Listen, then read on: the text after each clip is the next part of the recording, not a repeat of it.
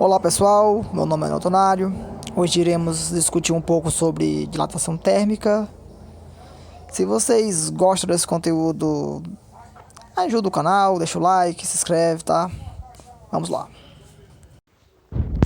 Na construção civil, para evitar possíveis trincas e rupturas devido à dilatação térmica dos materiais, utilizam-se folgas chamadas juntas de dilatação.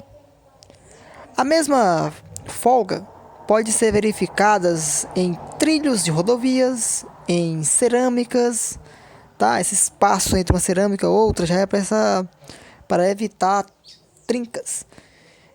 E pontes, trilhos, né? Rodovias, calçamentos, etc. De modo geral, quando a temperatura de um corpo sólido ou líquido é aumentada, aumenta a agitação das partículas que formam esse corpo. Isso causa um afastamento entre essas partículas, resultando em um aumento das dimensões do corpo. É chamado de dilatação térmica. Dilatação linear. Considera-se apenas uma dimensão, como ocorre na dilatação do comprimento de uma barra de metal. Dilatação superficial. Nesse caso, são consideradas duas dimensões. Por exemplo, a dilatação da superfície de uma placa de comprimento C e largura L. Dilatação volumétrica. Nesses casos, são considerados três dimensões. Por exemplo, a dilatação de um paralelepípedo de comprimento C, largura L e altura H.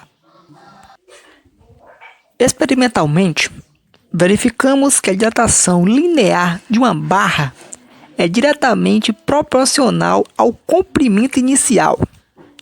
Ou seja, quanto maior o comprimento inicial de uma barra, maior a dilatação apresentada. Uma barra de 3 metros de comprimento sofre o triplo de dilatação que uma barra de 1 metro de comprimento. Também por experimento, verificamos que a dilatação linear também é diretamente proporcional à variação de temperatura. Isso é, uma variação de temperatura de 40 graus Celsius provoca o dobro de dilatação que uma variação de 20 graus Celsius na mesma barra. Também por experimento, esses dados são todos por experimento, a dilatação linear depende do tipo de material em que constitui a barra. Isso é, barras do mesmo comprimento, com a mesma temperatura, mas ela pode ter dilatações diferentes se o material dela for diferente. Por exemplo, uma barra de metal, outra barra de ouro e assim, etc. Com base nesses três fatos, podemos escrever a seguinte relação. ΔL, que é a dilatação linear, é igual a L0, que é o comprimento inicial da barra, vezes alfa multiplicado pela variação da temperatura.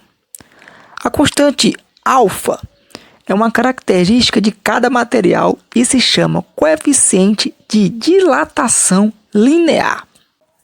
A expressão anterior nos fornece tanto a dilatação linear, ou seja, o ΔL maior que zero, como também a contração linear, ou seja, o ΔL menor que zero. Isso depende da variação da temperatura ser positiva ou negativa. Nesse caso, a expressão ΔL igual a L inicial, alfa vezes ΔT, isso nos fornece a variação de um comprimento. No caso, se a pergunta não for a variação e sim o tamanho da barra final, temos que fazer a seguinte equação.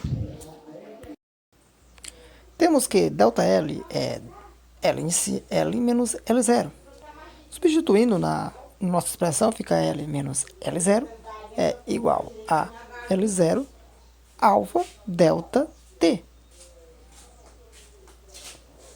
Passando L0 para o outro lado, ficamos com L igual a L0